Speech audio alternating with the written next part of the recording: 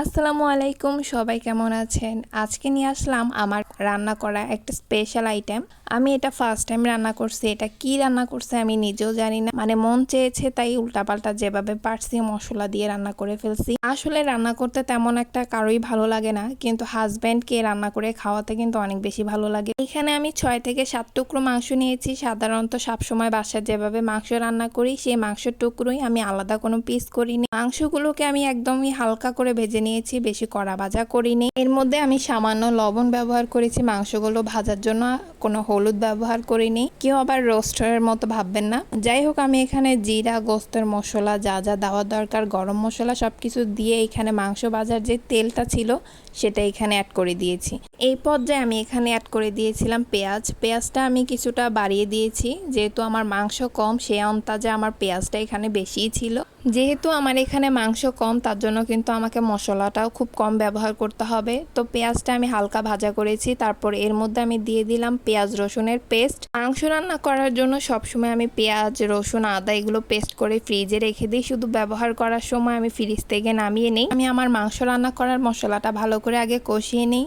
আমি আদা রসুনের পেস্টটা ভালো করে তেলের মধ্যে নেড়ে চেড়ে এর মধ্যে হলুদ মরিচ দিয়ে দিয়েছি। মশলাটা কষানোর পর দেখেন এই পর্যায়ে কিরকম ঘন হয়ে আসছে। যখন তেলটা উপরে উঠে আসবে তখন এর মধ্যে দিয়ে দিব আমার ভেজে রাখা মাংসগুলো। এইদিকে আমার মশলার লুকটা জাস্ট দেখেন, কত সুন্দর একটা কালার আসছে, একদম লোভনীয়, তাই না? যাই হোক, মাংসগুলো এখন দিয়ে দেওয়ার পালা। এই যে আমি মাংসগুলোকে একটা একটা করে এখানে দিয়ে দিচ্ছি। মাংস তরকারি এখানে কিন্তু অল্প মনে হতে পারে, কিন্তু আপনি অনায়াসে কিন্তু 3 থেকে 4 জনের তরকারি একটু একটু করে খেতে পারবেন। এই রান্নাটা আসলে যারা খুবই শুকনো খাবার খেতে পছন্দ করে কিংবা বুনা বুনা টাইপের খাবার খেতে পছন্দ করে, এই মাংস রান্নাটা শুধু তাদের জন্য। এই মাংসটাতে আমি একদমই ঝোল রাখবো না, শুকনো শুকনো রাখার চেষ্টা করব। তো যাই হোক, মাংস যখনই রান্না করবেন, যেভাবেই রান্না করেন না কেন, সবসময় চেষ্টা করবেন মশলার সাথে মাংসটাকে ভালো করে কষানোর জন্য। মাংসের কলিজাগুলো আমি আলাদা করে রেখে দিয়েছিলাম, সেগুলো আমি এখন এই পর্যায়ে অ্যাড করে দিব। প্রথমে অ্যাড করিনি, কারণ যদি বেশি নাড়াচাড়া করি তখন কলিজাটা ভেঙে যেতে পারে।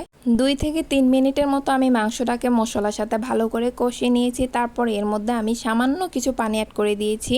এই পর্যায়ে আমি পানি অ্যাড করে কিছুক্ষণের জন্য ঢাকনা দিয়ে রেখে দিব, যতক্ষণ না মাংসের মধ্যে পানিটা শুকিয়ে যাচ্ছে। যখন পানিটা শুকিয়ে যাবে তখন ঢাকনা উঠিয়ে আমি এর মধ্যে অ্যাড করে দিব দুধ। এখানে আমি আমার বাসায় থাকা লিকুইড দুধটা ইউজ করতেছি।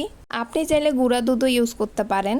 এইখানে আমি কোনো প্রকার চিনি অ্যাড করিনি। আমি আরও এটার মধ্যে ঝাল বেশি রেখেছি। আমার মনে হয়েছিল যে মাংসের মধ্যে যদি ঝাল বেশি দিই তাহলে ভালো লাগবে। এর মধ্যে আমি বাড়তি স্বাদের জন্য কাঁচামরিচ আর একটু সামান্য লেবুর রস দিয়েছিলাম। আপনারা আবার এটাকে কেউ রোস্ট ভেবে ভুল করবেন না। আসলে আমার রোস্ট রান্না করার কোনো ইন্টেনশন ছিল না। আমার আসলে সবসময় একরকমভাবে রান্না খেতে একদমই ইচ্ছে করছিল না, তাই আজকে চেষ্টা করলাম একটু ভিন্ন রকমভাবে মাংসটা রান্না করার। মাংসের ঝোলটা আমি একদমই রাখিনি, শুকিয়ে ফেলেছিলাম। কিন্তু যাই হোক, সেদিনের রান্নাটা এত বেশি মজা হয়েছিল, সবাই অনেক প্রশংসা করেছে।